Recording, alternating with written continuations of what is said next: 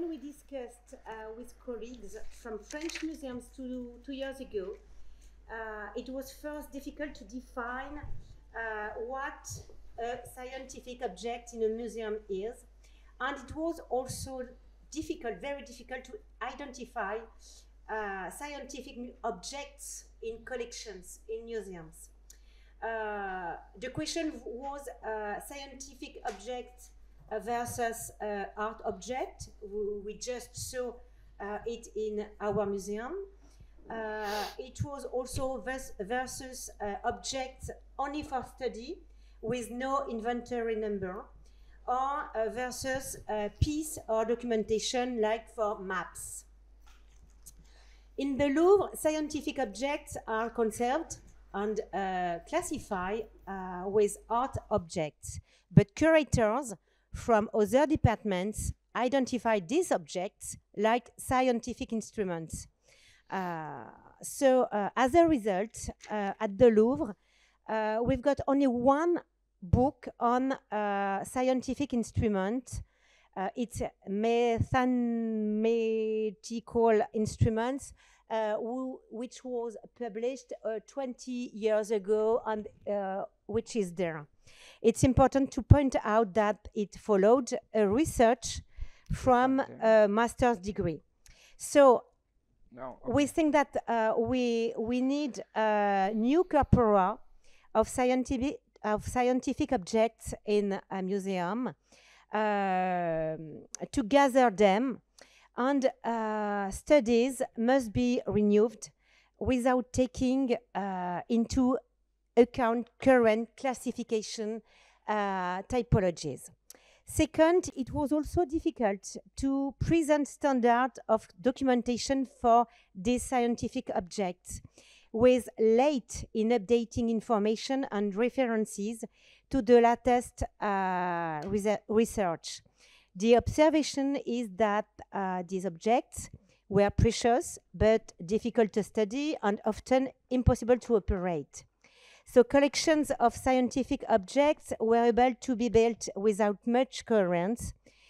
Today we need documentation, we need cataloging, indexing to build new corpora with referentials and using precise keywords in databases.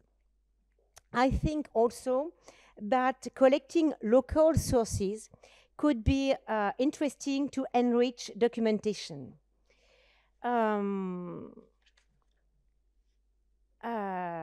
To be optimistic, news seems dynamic in this area. In Paris, the Mathematics Museum has reopened 3 months ago, as well as the Musée de la Marine, identified in Paris as a museum of scientific culture. And recently, a large Parisian auction house advertised its expertise by presenting its sales of collections of scientific objects. So sales? Yes, yes. It's a general auction house and not a specialist. So I think that collections of scientific objects are very fashionable, maybe, but visible for sales. So first, Marta Lourenço presents us with an assessment of the preservation and access to scientific heritage. Marta, you're a researcher working at the National Museum of Natural History and Science, in link with the Portuguese structure of scientific collection at the University of Lisbon, after a PhD in museology and history of technology in Paris, in the CNAM. I can start? Okay. Yeah, you can start. Thank you so much. Thank you for the organizers for inviting me. It's really a delight to come to Paris all the time. And there are two events, two contingencies in my life in the past year or so that although I didn't retire they forced me to look back. Okay, so one was the end of my term at the UMAC. UMAC is the International Committee of ICOM, the International Council of Museums, for university museums and collections. So I was chair of that group since 2016 to 2022. And so that was the first event. The second event is that I became director of my museum, a museum where I worked for 25 years. That also forced me to look into what's been happening, particularly in Europe, although I could talk a little bit about Brazil, which I've been accompanying more or less.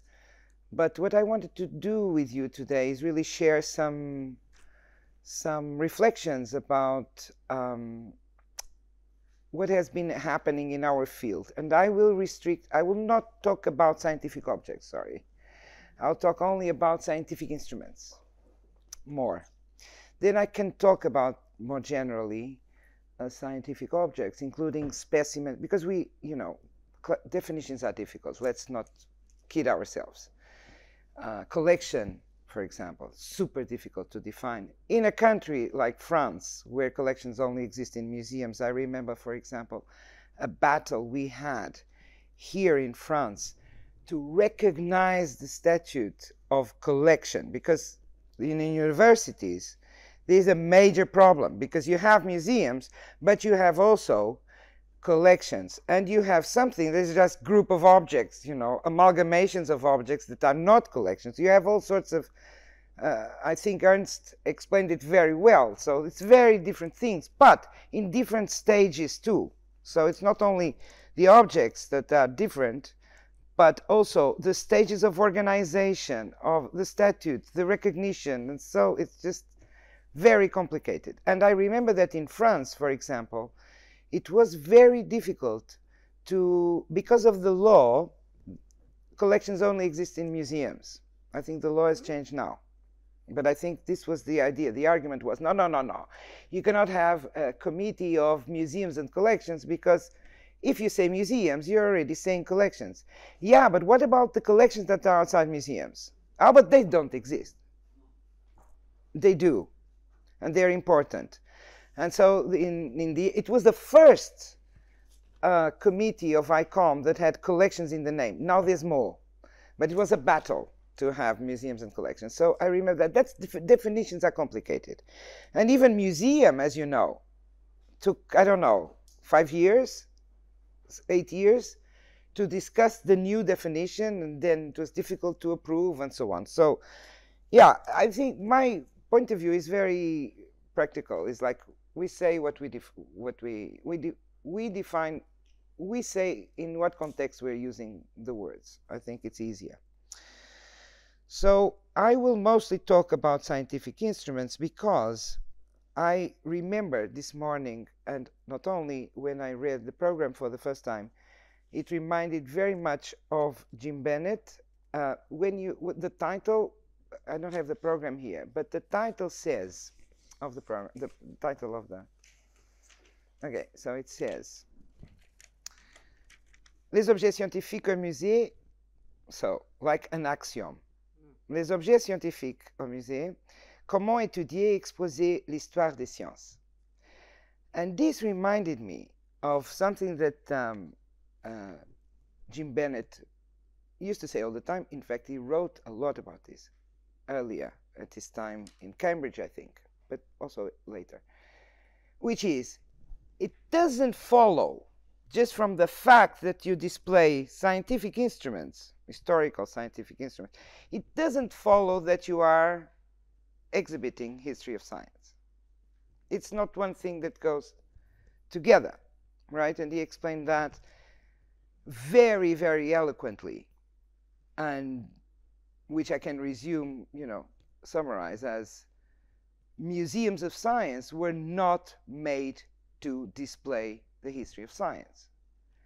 They were made mostly by scientists to display the science, right? So I think we're all familiar. It's the idea of getting an instrument, say, a thermometer or a barometer, not because of its historical value, but mostly because it's an instrument that measures temperature.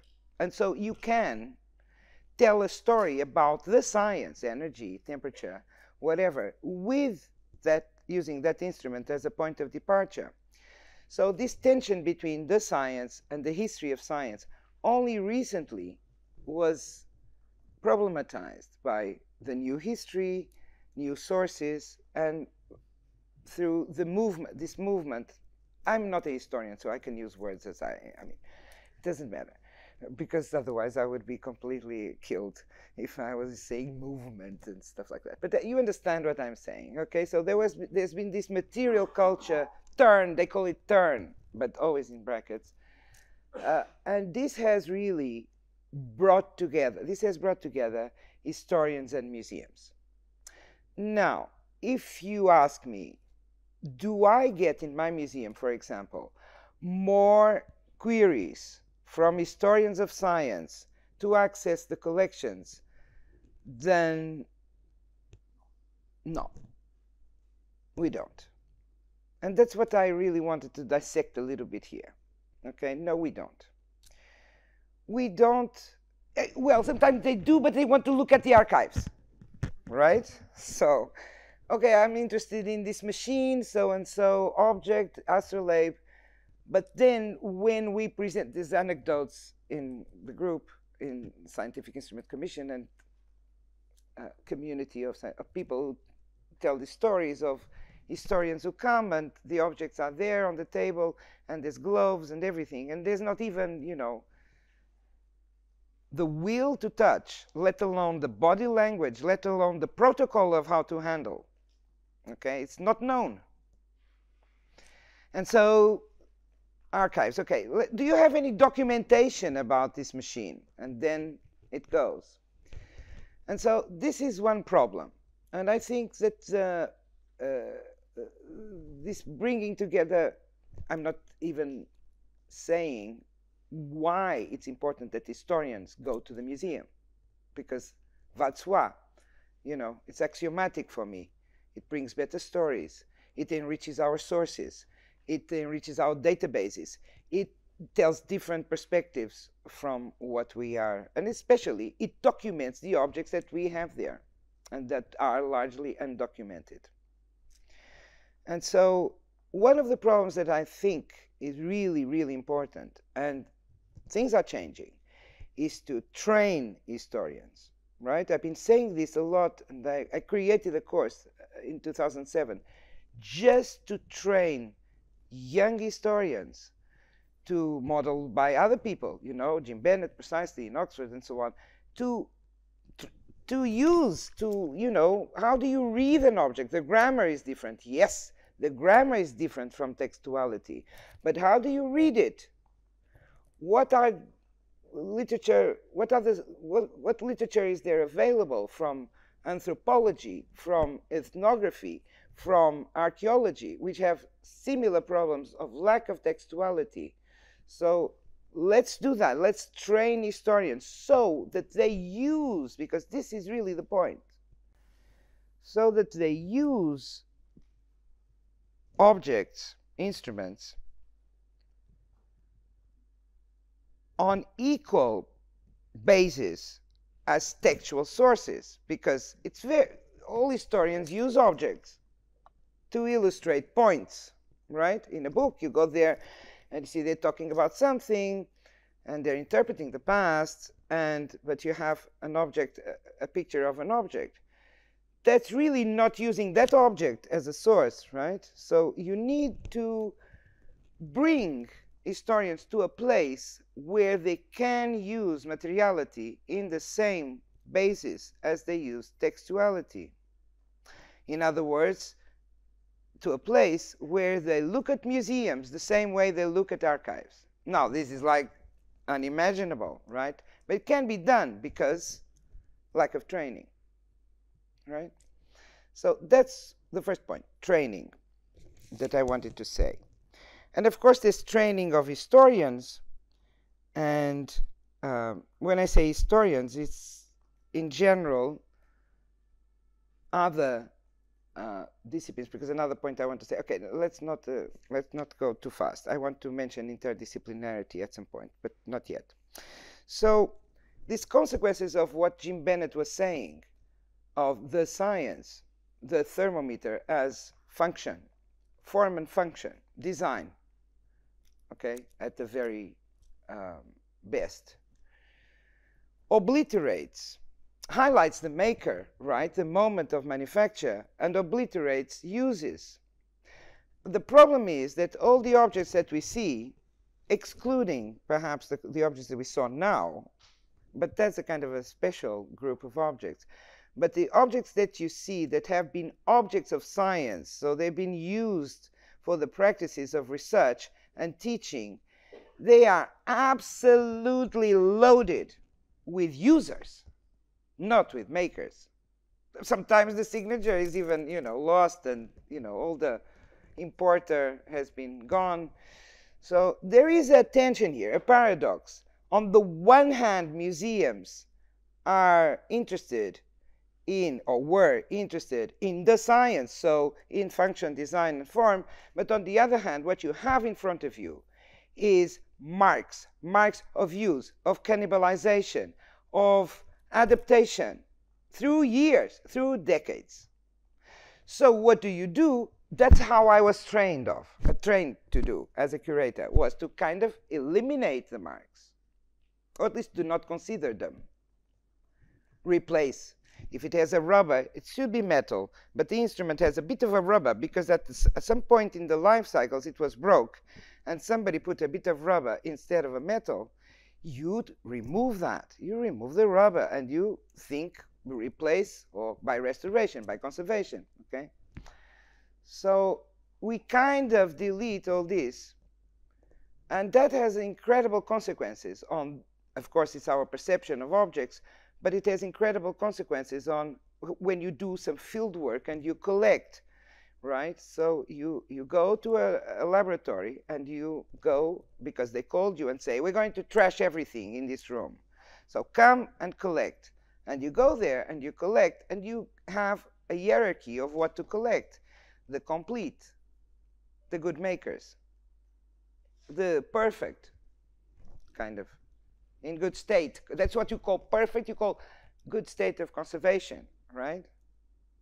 Which is not necessarily, and so you bring them, but you leave behind, usually, okay, I'm caricaturing. Now people don't do this. They are better, okay? But when I learned 25 years ago, you kind of obliterate everything that had to do with documentation, manuscripts, and so on, except the manual of functioning, right? You wanted that, and you kept it.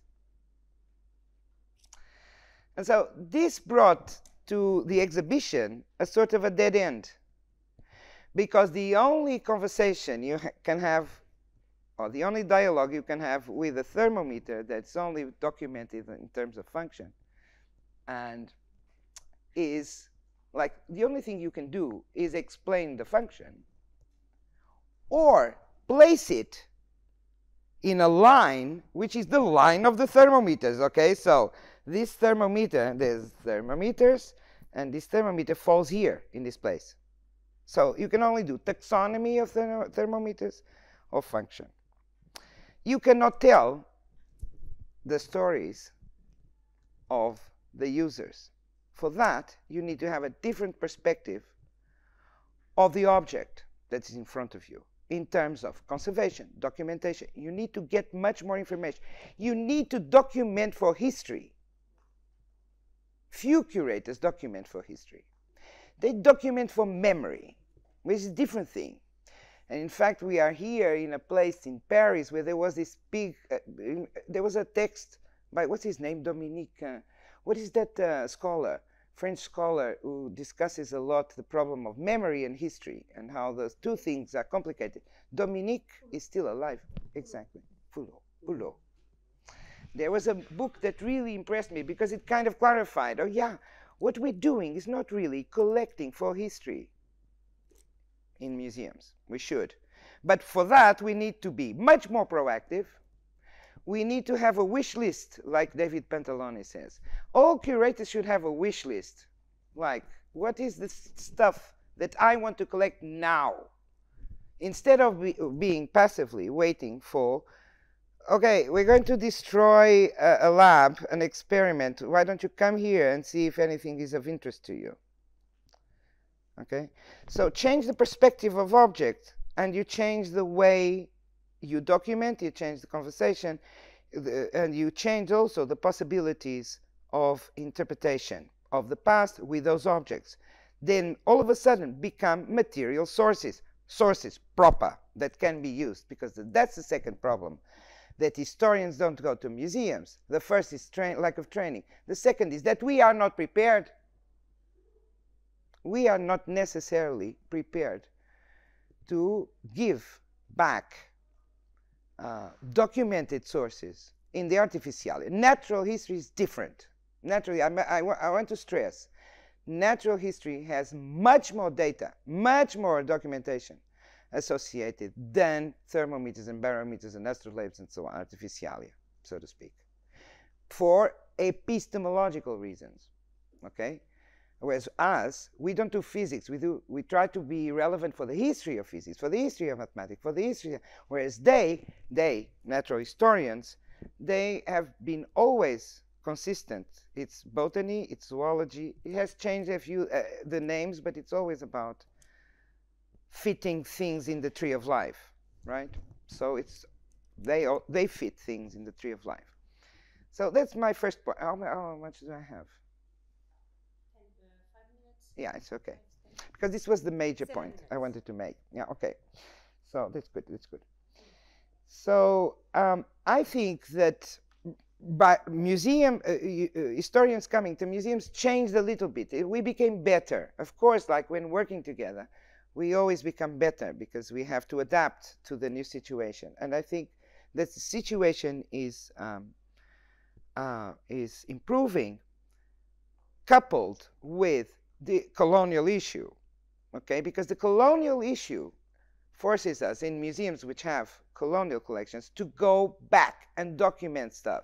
You have to document it. You cannot just say, oh, I don't know where it came from, Angola, probably, I don't know, I have no idea. You just don't do that. So it forces us to go back and to look at objects from a different perspective. It cannot be just bull, right? They have to have the meaning. So that's a thing that I wanted to say. I became director of a museum that has natural history and history of science. So we call it like that just to make it easy, but although I'm not sure if the disciplines are okay. They're the traditional. But this has forced me, and that's my second point, thinking about the relation between specimens and instruments.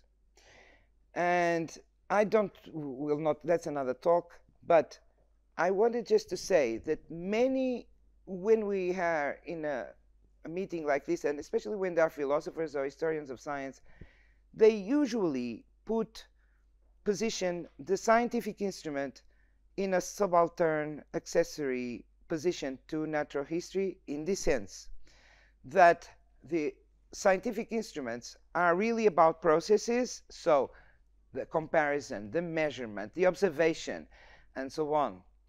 Whereas the natural history is really the nature. So you kind of put on the one line the processes and the other the content. There's a hierarchy here. This is something that I think we need to fight, because there's so much more about the scientific instrument than process. But again, we have to go back to the documentation problem and try to document them better so that they become more than function, than operation, right? So there's my second point. I have to say something about universities because, you know, it's my subject, but my subject of research. But I've spoken so much about university museums and collections that I sometimes get tired. But I was so excited to hear Ernst this morning. And I think that it's incredible how we progressed in Europe, in university museums. I heard in 2001, when I was beginning my PhD, a rector say, we're not in the business of museum, get out of here. because I was trying to interview him. By the way, there were many hims, and now there's many more hers as rectors, which is wonderful. But I don't know in Germany, by the way. Germany is probably not. Yeah. Okay, good. That's a good thing. I will see how it will. Okay. But I wanted just to say that it's no rector would dare to say that they don't have responsibilities for their museums, collections, and heritage today. I don't know any that could say that. Things have changed. Micro, maybe, but macro, they will acknowledge. They will not say, oh, that's Ministry of Culture. It's not our business. You know, I think that we have come a long, long way with universities. Of course, there's so much that it will take decades to, you know, preserve and so on. And we have to be aware that we have two backlogs to deal with and the dynamics of creation. Okay, what do I mean? And with this I kind of complete. We have the backlog of very old things, 18th century, 19th century, etc., that have been in attics and in, you know, greniers and the basements and so on. And there's still a lot in universities in Europe. So there's that backlog. We need a lot of money to document that, to preserve that, give access to that. That's one backlog. And then there's the backlog of today, because we're never thinking about that. But every day, each university is generating knowledge, obviously, but generating heritage. Okay, let me just tell you a story. Is there anyone here from Trondheim, from Norway? No. Okay. So I don't know if you've been to the University of Trondheim. It's kind of a technological, like TU Dresden, like the TUs in Germany, and it's an engineering university. I was visiting the campus of, it's kind of a campus like American campus where you have trees and very Norway, trees and then the buildings, and you go from one place to the next. And I was visiting the museums there some years ago. And at some point, my guide was, we were from one building to the other, and at some point I look to my left and I see like a football field, kind of the size of a football field, full of containers. Containers like, you know, containers. And with a fence. And I asked, what is that? So big, that thing. And she said, oh, it's the dumpster of the university. It's the garbage. And I was like, what? I never thought of the garbage of the university, this concept, okay. And it's so huge. And so I asked, how frequently is it emptied? Thinking that the answer would be like 6 months, 1 year, whatever.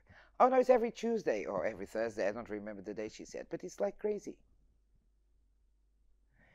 I thought, if I work there in that university, as a museum person, there is no way I could go through all that is thrown in order to prevent it to be thrown daily. There's no way. So again, and to close the circle, we need to work much, not only with historians, but we need to work much more with scientists at the stage where they are finishing their material culture, you know, their experiment. They don't look at it as material culture. But we have to work with them in order to make them understand that what is important in objects is not only what they put, the emotions that they put in the object, but it has to be some sense of collective meaning that can be preserved. So Lydia Wilson did some studies about why scientists get to preserve things and others they trash, and she found out that it's this emotion, like it was the object that I used for my PhD kind of thing, right? And that's why it gets preserved. And we need to work with them to go beyond the personal, individual emotions so that they themselves, the scientists, can do a better filter and a better triage before it ends up in the museum. But let's not kid ourselves. It's not curators who decide what gets to be preserved. It's scientists.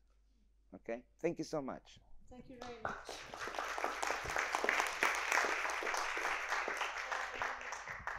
I suggest saving time for questions before the break. So, Rebekah, Higgitt. Ooh, I take this, right?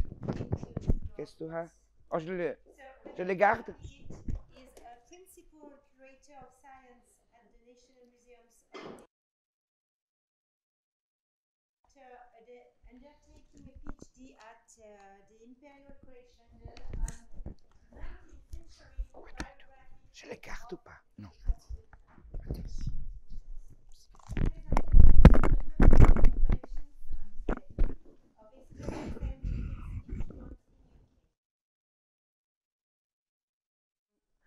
So, I've been asked to talk about collections and displays of instruments in the UK, which I could talk about any of these institutions for far more than 20 minutes, because each has its own very rich history that shapes the way that they have collected and displayed and researched instruments.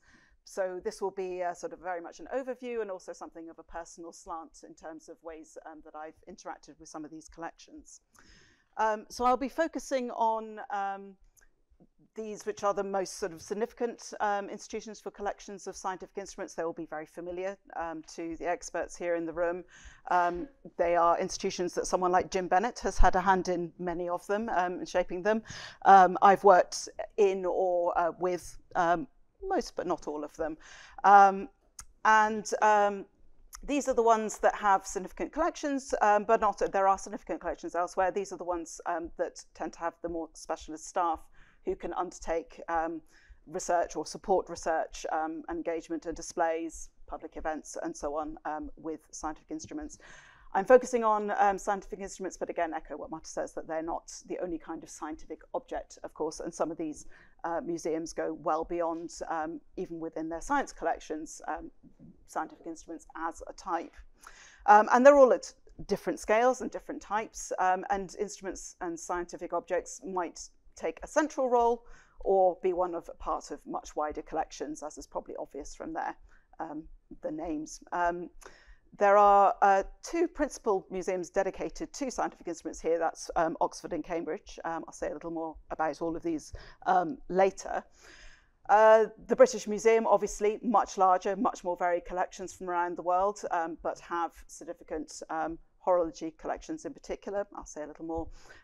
Science Museum is founded really as a science and industry museum. I think that's been mentioned previously as well. In the early 20th century. So there is that tension between the desire to show science and technology now versus the sort of collections that become inevitably more historic and also have been collected as historic collections as well. Royal Museums Greenwich includes the National Maritime Museum, so like the one here, that's scientific collections are important as part of that, but it also includes the Royal Observatory in Greenwich, so has an observatory and astronomy collections, horology collections along with that. National Museums Scotland is where I find myself now. I've previously worked at Greenwich, and that also was an industrial museum in its foundation, although it has accrued much else beyond that, and it's interdisciplinary. It covers natural history, antiquities, design, Scottish history, and covers, again, collections from much of the world. There are many other significant collections as well. I'm just going to flag this publication, which is a while back now, quite a heroic attempt in a sort of a pre-online catalogue kind of world to try and survey an inventory of sorts of collections across the UK. And there were other attempts in Ireland and other parts of Europe, sort of in the second half of the 20th century, to get a sense of what was there. And this is now perhaps being superseded, at least for the more significant institutions, with online catalogues, but it's still very useful for the wide range of collection and museum types that there are out there, and we shouldn't forget those, but I am going to now forget them and talk about those other institutions that I've flagged. So start with History of Science Museum in Oxford. We've already heard a little bit about it, and I won't say very much.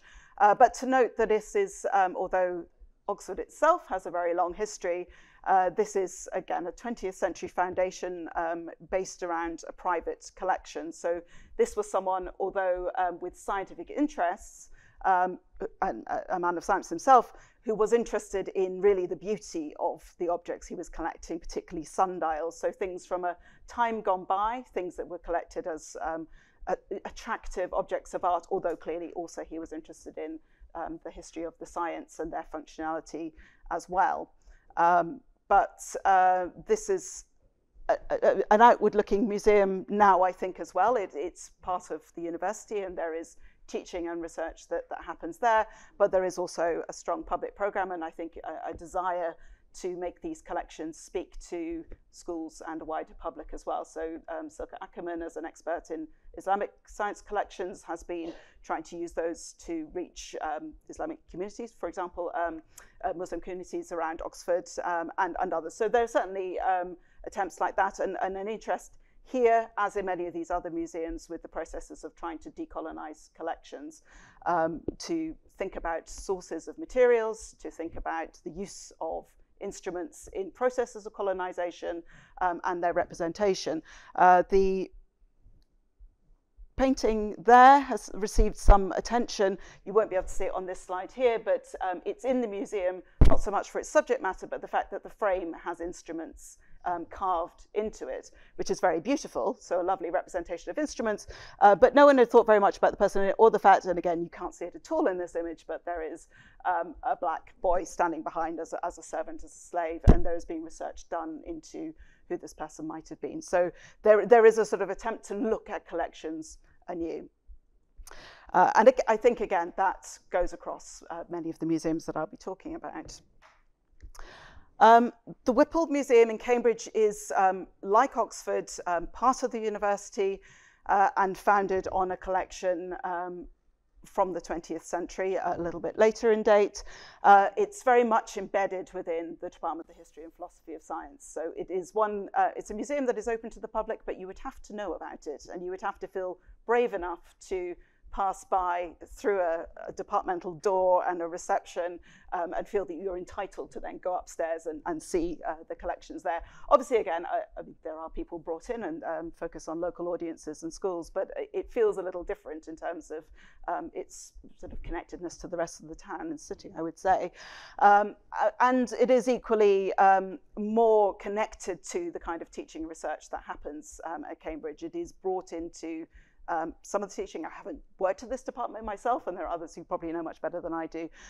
But students are, brought into contact with these objects, encouraged to think about how to build projects around them, and potentially to offer small displays on them. And likewise, members of the department, some of them have taken the opportunity to produce what they call case studies, so a small display that is just a single case size that represents something about the research that they're doing. I think not every member of staff would be willing to take on that kind of work, but many have over the years taken that opportunity. I'm just flagging the one there about women as scientific instrument makers or contributors to science illustration, I think is part of it as well. That was curated by Josh Knoll, who's now director of the museum, Liebe Taub, the former director, and Boris Jardine. And I'm flagging that partly because it's related to a project that I've been involved with, and I hopefully will have time to just come back to at the end, called Tools of Knowledge, which is looking at scientific instrument makers and using an old database and trying to recreate a new semantically modeled database of the instrument trade as a new way of thinking about the instruments that are produced. And that's been, I think, a successful little display and a nice outcome. Something that's come up several times already is this idea that the context of a museum and of the time at which something is collected and displayed really matters in terms of, what is a scientific object, how do we define it, what messages are we trying to get across with it. And I'm flagging this publication here. Again, it'll be very familiar as a series produced by Brill, the publishers, and the Scientific Instrument Commission have a series of publications that look at scientific instruments in a number of different ways. This one is about instruments on display, and includes these 3 chapters about museums in London, which are, show that the instruments mean something different when they're put in different places, and are well worth exploring. So Richard Dunn, I won't be talking about the Victoria and Albert Museum, but he makes the point that there are instruments there, but they are very much the decorative arts kind of objects. That's why they've been collected, is looking at the techniques of metallurgy or metal decoration. That is why they have their existence, and that's the context in which they're displayed, which is clearly extremely different to the story of how instruments have come into and are or are not displayed within the Science Museum, which was founded in order to talk about modern science, or how we got where we are today. And again, the British Museum is a very broad museum that has a sort of a heritage linked to these other sites as well. Institutionally speaking, they are connected. So there's a history to bring out, and we can see how disciplines have changed and how science was once sort of part of the whole and then got distinguished as a separate field and displayed elsewhere. So I just want to speak a little about the British Museum, which in terms of scientific instruments is most significant for its horology, its clock and watch collections. And that's the horology gallery here, which is alongside the other European collections, so in distinction to other parts of the world, Africa, the Middle East, whatever else, Egypt, that the British Museum puts on display. The other images are from the Enlightenment Gallery, which is, I can't remember the date of it opening, but that's a newer way, I suppose, of showing. So rather than these sort of thematic or geographical representations that we get in the British Museum, this was an attempt to tell the museum's own history. The museum is founded as a sort of product of the Enlightenment. It's founded from collections from people like Hans Sloane, who is put on display in this case with some of the objects that he had. So it's talking about, again, the kind of disciplines that came into and brought together through the Enlightenment, and then perhaps a story of how we've changed those and put them on display differently since then. But just to note that the British Museum has many other collections, and for historians of scientific instruments, the print collection is a very, very rich one for finding visual materials that help us understand the history of science and of instruments, whether that's a caricature that happens to use a sextant to make a joke about fashion at the period, or if it is the wonderful collection of trade cards that, again, give us lots of information about the makers of the instruments that we have in our collections. The Science Museum, as mentioned, has this tension about where history sits within it, and across its institutional history, it has had greater or lesser kind of visibility. There are some directors who want to teach school children about science today and are really not at all interested in the historic instruments that have become part of that collection, which includes some really fantastic collections like the one we associate with George III as monarch, which is this full philosophical cabinet, produced to the highest specification, but also closely related to the teaching of Newtonian science in 18th century London. That has recently, in I think 2019, this opened, been put on display in a different way. So there was sufficient sort of interest in doing something different away from where all the kids are on the ground floor. This is on the second floor, which only certain numbers of the public ever get to. But it's a really beautifully produced display that, quite unusually for the Science Museum, puts science in a not just historical, but in a geographic sort of context, which is to say this specific things that were happening in London as a city that was beginning to become an imperial port and an increasingly important center, particularly for scientific instrument making in the 18th century.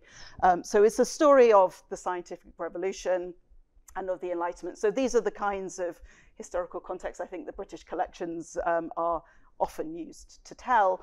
But it's also a story about the makers and their interaction with the natural philosophers and experimental philosophers.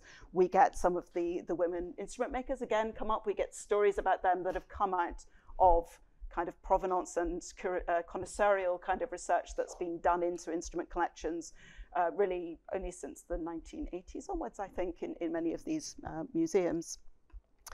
It also draws on some of the research within history of science more broadly. This is a little vignette that shows an air pump, and for historians of science, this immediately brings us to think about Chapin and Schaffer's Leviathan and the air pump, and the invisible technicians who ensured that these instruments were made and could function in a reliable fashion in order to create knowledge and produce facts that would be observed by members of the Royal Society, and that's the context it's shown in. And you might just be able to see these little gloves. There are white hands, which are like the manicules you get in manuscripts, pointing at the object and sort of highlighting things you might want to look at, but they are also the invisible technician whose name we might not know, although it might be Robert Hooke, for example, who is talked about here. But it, I think, gets across that little bit of historiography very nicely to visitors, those who come. This I also had, so this is, as I say, has a sense of being connected to research in history of science in a way that not every part of the Science Museum has the luxury of being, although there are many great curators and PhD historians working there. But this came out of, or alongside a research project I was involved in that was looking at knowledge and practice in London in the early modern period. So we didn't feed in, or only indirectly, into the gallery because of the timing, but we had, you know, there was enough people working around it to create a sort of discussion about new research as well as some of this older research that's coming through in the gallery. Just moving along to Royal Museums Greenwich, where I did work for 5 years previously. And here, as I mentioned, we have both the Royal Observatory in Greenwich, which has its own collections, instruments that were in place at the point that the astronomers moved out of Greenwich and to Hurstmonceux and later Cambridge, which is where the functioning observatory went, but also the things that they had kept as relics. So a lot of the collections would have been seen quite differently by the astronomers than then how they became represented within the context of a museum. And also it became part of the National Maritime Museum, founded in the 1930s. So it gets very much interpreted correctly in terms of its background, in terms of how astronomy serves navigation. So you get this triumvirate of astronomy, navigation, and timekeeping, Greenwich being the home of the prime meridian and the place where Greenwich Mean Time was measured from. So instruments were also collected retrospectively, buying, as we've heard, from the same collector as we've just seen some of the instruments on display here at the Louvre. They were buying, you know, collecting up all sorts of things, because there were not so many collectors of scientific instruments at that time, but taking the opportunity to buy astrolabes and armillary spheres that are well pre the date of this institution, but putting it, I guess, in a wider and a very visually attractive kind of context. But there are also more quotidian sort of sextants and so on, so all the tools of navigation on display in the Maritime Museum.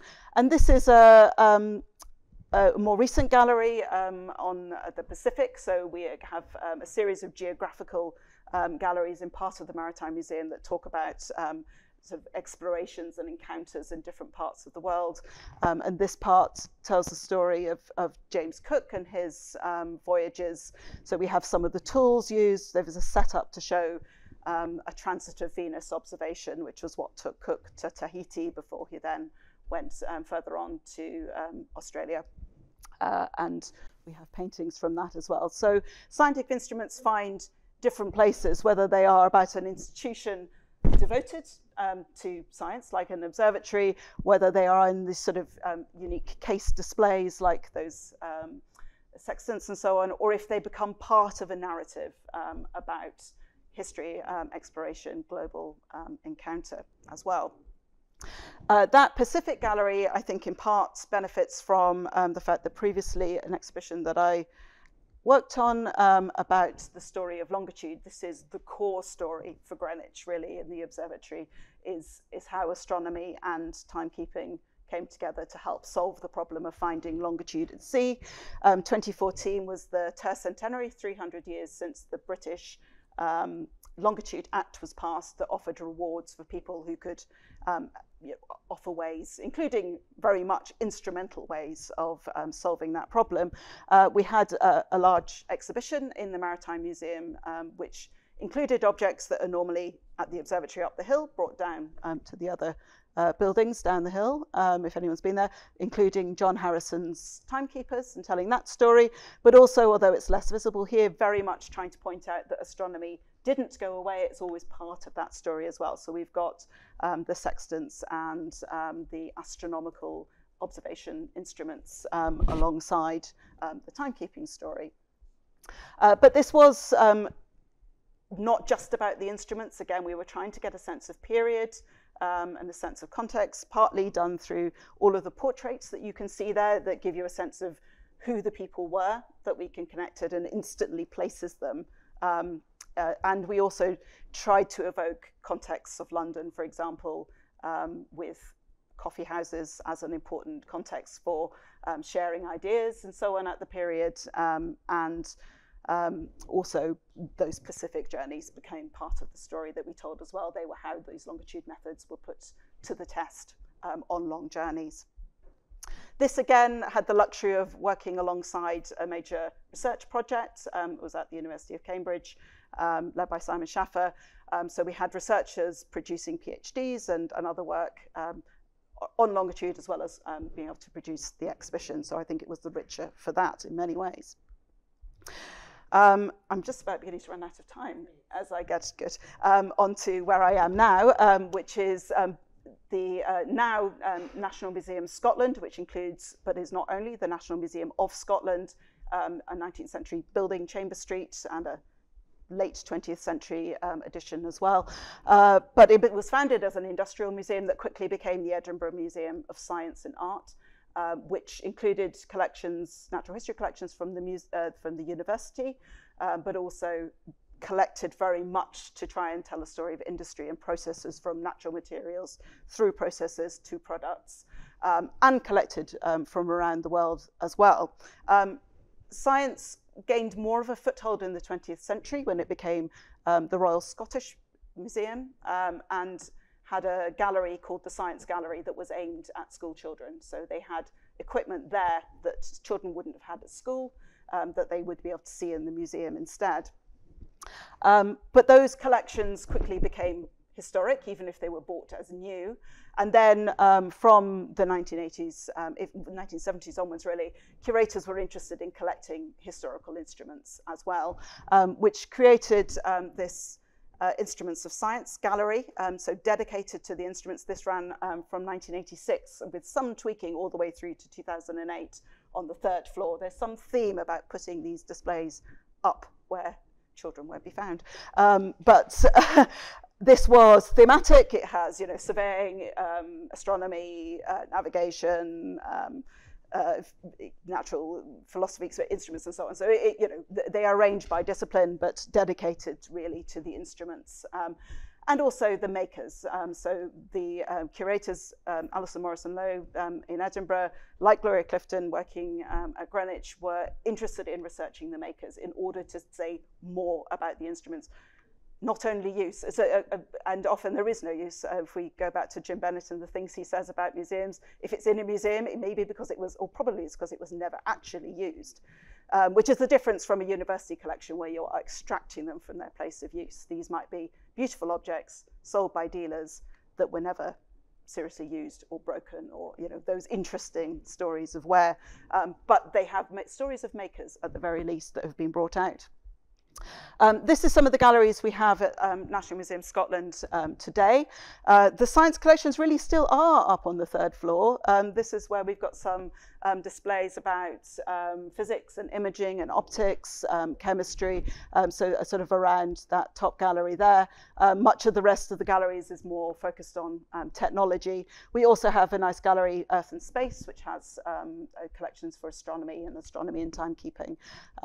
We do have a bit of the Large Hadron Collider as well on display. But they are, you know, attractive and again, aimed at very much at the general public. Instruments just take a small part of that story. But instruments also feature in the other part of the museum, which is based on the collection of the Society of Antiquaries of Scotland. So it is a historical collection. The story told in the Scottish galleries or the Museum of Scotland is a history of Scotland from early days, prehistory, to the 20th century, which is when it was opened. And there are instruments included within this. So for someone like Alison, it was very sad to see instruments taken out of this dedicated gallery and put into these historical stories. For someone like me as a historian, I don't mind so much. I like to see the instruments back in their context. But we have, again, sextants, a rotula for calculation in a banking context. And very soon, just today, a new acquisition arrived. I hope, fingers crossed, I'm not there. It won't be in gallery yet, but it will be soon, I hope. Is a very lovely dial, equinoctial ring dial, that was commissioned by the Earl of Islay, so someone who was a really important political figure in Scotland in the early 18th century, who was very interested in the new sciences and in his patronage of figures in the university was also very important. So he's someone we will be telling new stories about and bringing science into this otherwise quite historical story. I should probably finish. Very briefly, I'll mention the project Tools of Knowledge. That is building on the kind of work that people like Gloria Clifton and Alison Morrison-Lowe and others have done in these museological contexts to produce a database of scientific instrument makers. We are remodeling it as a relational knowledge graph, and hopefully we'll be able to produce new ways of telling stories about the kinds of people who made, and in some cases also used, instruments. This project is about to be at an end, but I hope there'll be opportunities to build on in the future, bring in, we've got some objects in there, but not many, but in the future we could bring in more objects and object stories into that, and perhaps also build beyond Britain. It's a British and Irish at the moment, but perhaps with funding from the EU or something, make it much more of a well, we're back. We've got Horizon funding again. But yeah, it could be a European and well beyond story as well. Anyway, sorry for going over, but thank you very much.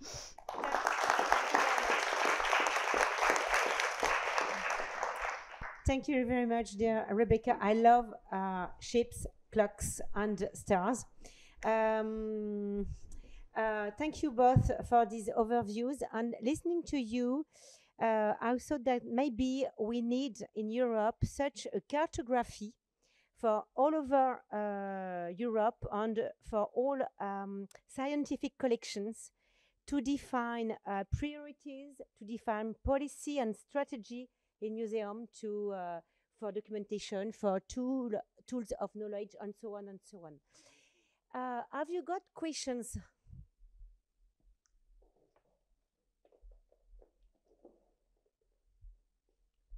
Thank you both for two very interesting and also complementary in some ways presentation. And I have a question to Marta. Sorry, you know, these instruments do not work any longer. And because, well, Rebekah has shown us that there has been really virtuous exceptions as a Greenwich, where historical narrative have been introduced with in collaboration with department, in the collaboration with student, PhD student in history of science. But most of the time, as you said, this is not the case, and in Italy is the same. And even in museum where that bear the title Museum of History of Science, when I worked, yes, Giorgio, I see that he has sent, there are some issues that are raised. Not that history is not important, but the objection that a museum director would pose to us, to most of the people who have not the luck to be a Grand Witch or to have such modern curator, would be, yes, well, you know, history is important, but our public is not historian. And you cannot really teach the complexity behind a collection, such as that of the Museo de Galileo, to 300,000 visitors every year. We need really to address in a different way so that we involve that. And I always argue, no, this is not true. This is a pedagogic standpoint that it's not true. You can teach everything.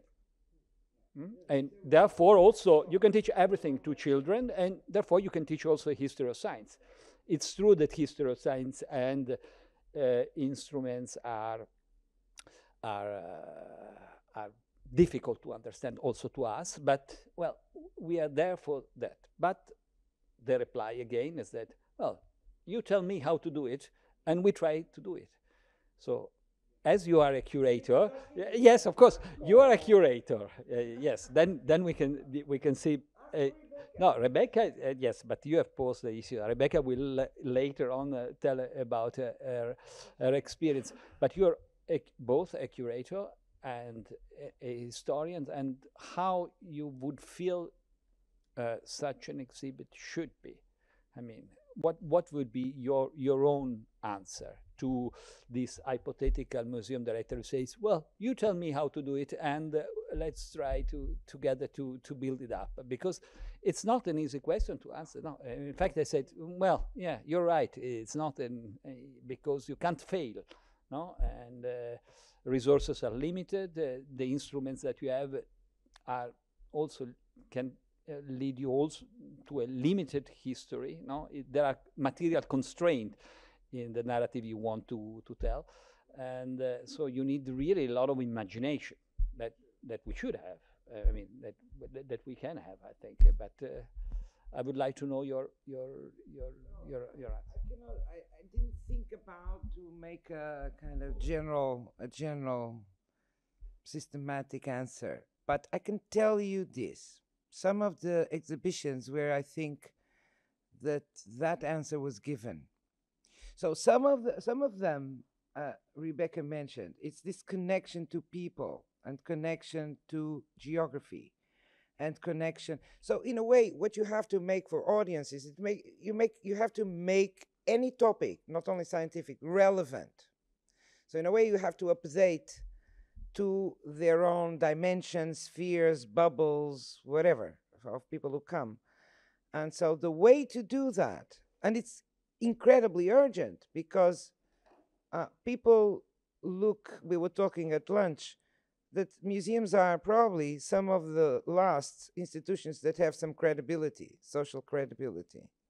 Newspapers and so on, you know, how these kind of things are. So people look at museums for answers, right?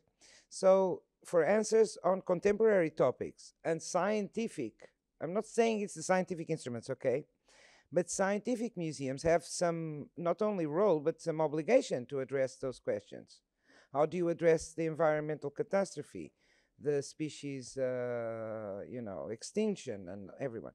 So I think the way to do that, to engage people, is very much through locality, through geography, through people telling stories of people like them, you know, what happened, right?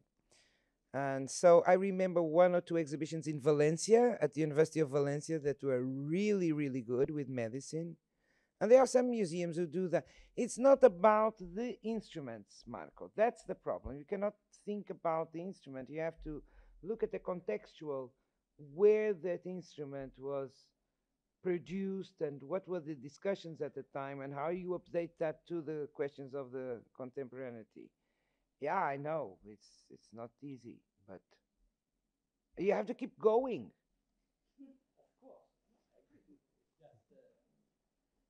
And you know what I think that engages people a lot, and museums don't care absolutely nothing about, is error. Errors of science and mistakes and the pseudoscience thing, you know. If you dismount it, if you manage to the fake things. I don't know if I don't think I answer, but Rebekah will. I know. I say the same sorts of things.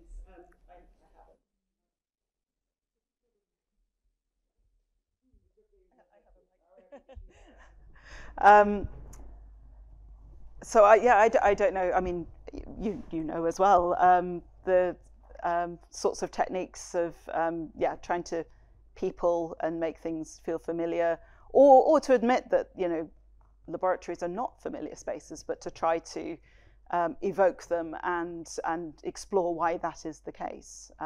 I haven't had to try and do modern science in exhibitions, and I think that is. I mean, the instruments are less attractive to look at usually, much less clear how they function.